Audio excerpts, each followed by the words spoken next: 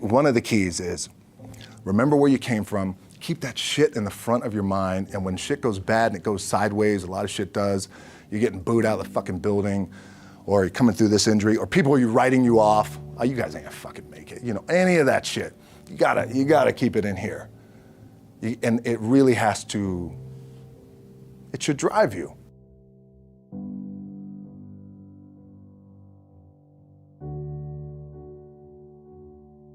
This idea and this notion that you could be anything you want, and you can accomplish anything you want, right? We hear that. You've heard that from the time you were little boys. You hear that now. You're already incredibly accomplished.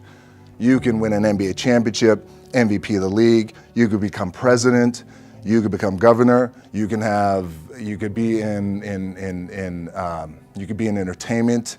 You could do Charles, and you could do Shaq. You could do that. You could do whatever you want to do. You guys know that.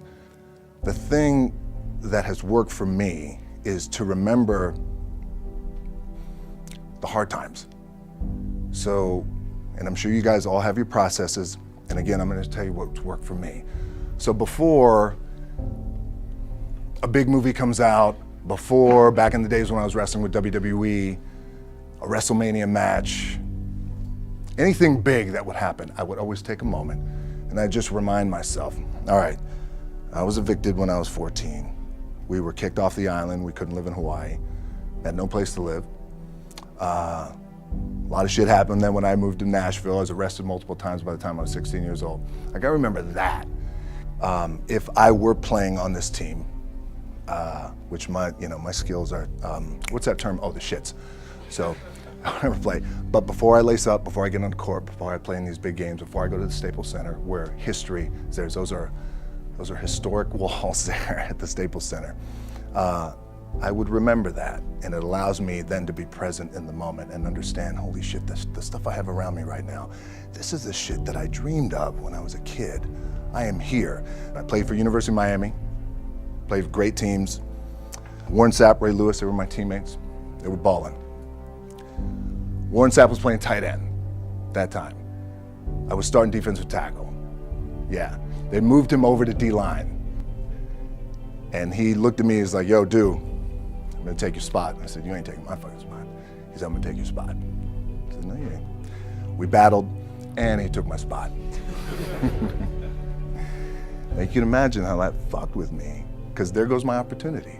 He went in, switched to defensive tackle, lit the world on fire. Well, what that did, it crushed me, it crushed my dreams. I had a piss poor senior year, zero production, no NFL, no combine invite, nothing. Finally went to the CFL, Calgary Stampeders, making $250 a week Canadian. Now, I had to send that shit home to my wife at that time. Had no money. So I remember that. When I got cut from Canada, I had $7 in my pocket. And I always tell that story. So now my production company is $7, advertising agency is $7, everything is $7. So I always remember that. What helps me is to keep the hard times in the front of my mind, because it allows me to go into these big moments that I've worked my ass off, and you guys have worked your ass off. It allows me to go into these big moments with a different perspective. What it also does for me, and again, this is what works for me. Like, I keep my back, excuse my language, my back is up against this motherfucker every day. It's against this fucking wall. Excuse my language, ladies in the room. But it's up against this motherfucker because it's what I believe in. And when my back is against this motherfucker, then there's nowhere to go. But that way. That's it. So I feel like this could be something, an ideology and mindset that could help you, if you look at it that way. Because you made it already. We made it. We're successful boys, and we're lucky boys to be where we're at. Oh, you guys made it. Everybody's rich in the room. Nobody's gonna get evicted anymore. Anything you got, there's no more money problems, right? You got a lot of hands out now. Hey, can I get a little bit? Can I get a little bit? Right, that happens. But when you make it, for me, I need this. I need this. So every day, my back is up against this motherfucker, and this is how I operate. Now, doesn't mean you don't smile, Doesn't mean you don't laugh and joke, right? You're happy, I'm a happy guy. But when it comes to business and when it comes to executing, it's up against this. And I gotta go that way. And I don't give a fuck who is in front of me. They're not gonna stop me. I feel like for me, it feels seamless because you prepared for so long, but it's just like you guys prepping for a game. That's the fun part. That's where it's like, fuck, it's fun, man. People are paying their hard-earned dollars to come see you. They're cheering, they're going bananas, they're booing the shit out of you or on the road. That's fun. That's what you live for. I mean, that's the juice right there. The prep is where the character's made. And I just don't mean the character I play, I mean the character in here. So for me, the prep is getting with the director, getting with the producers, getting with the writers, so in essence, it's like getting with all your coaches and your different position coaches and all the meetings that you have to have, right? So that's the work you put in. The key for me was, where does it start? What's the anchor? What's the anchor? So I could have all these ambitions and you guys have all these ambitions, which is great. It's important. I'll play this role, you'll play that role.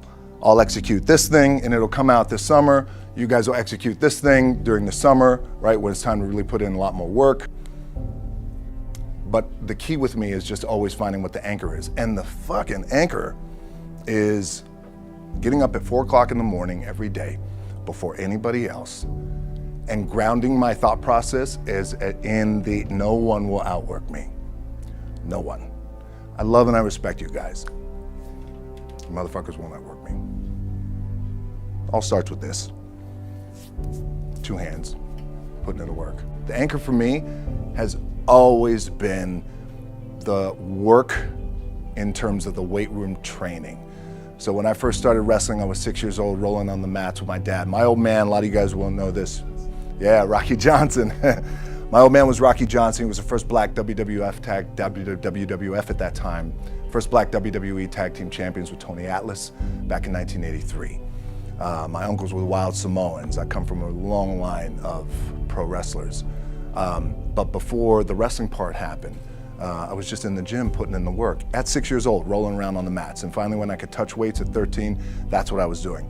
But the weight part for me and the gym part has always been, has to be the anchor. Look, at the end of the day, like again, it's the kind of stuff that I talked about at top is I have to hold on to my dad in his pickup truck came down 4 o'clock in the morning, picked me up in Miami from Tampa. We lived in a little shitty apartment in Tampa. He drove down in his little pickup truck to Miami to get me when I was cut from the CFL.